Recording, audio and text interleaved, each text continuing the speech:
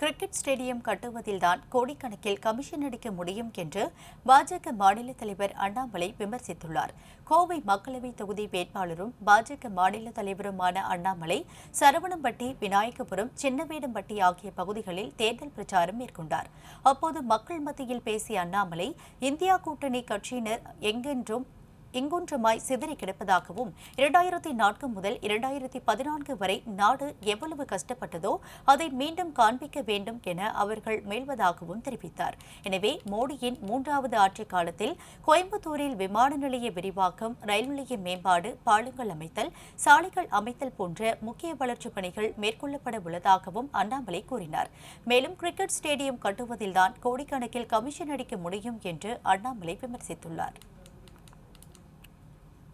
இந்த இந்தி கூட்டணியை போல இங்கொன்னு அங்கொன்னுமா சிதறி கிடக்கிறாங்க. இவர்களை வைத்து 2004 14 வரை இந்த நாடு எவ்வளவு கஷ்டப்பட்டதை மறுபடியும் நம்ம காண்பிக்க வேண்டும் என்று இந்தி கூட்டணியில் இருக்கக்கூடிய தலைவர்கள் எல்லாம் முயற்சி எடுத்துக் கொண்டிருக்கின்றார்.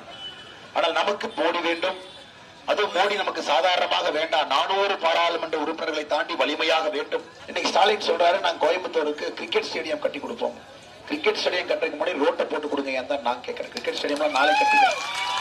அது கிரிக்கெட் ஸ்டேடியம் வேணும்னா பிசிசிஐ கேட்டு ஃபண்ட் நாங்க வாங்கிட்டு வந்து தனியா கட்டி கொடுக்குறோம். ஒரு ரோட உருப்படியா போடுங்க, ஒரு பஸ் ஸ்டாண்ட் உருப்படியா வைங்க, எங்க இருக்கக்கூடிய குப்பையை உருப்படியா கிளீன் பண்ணுங்க.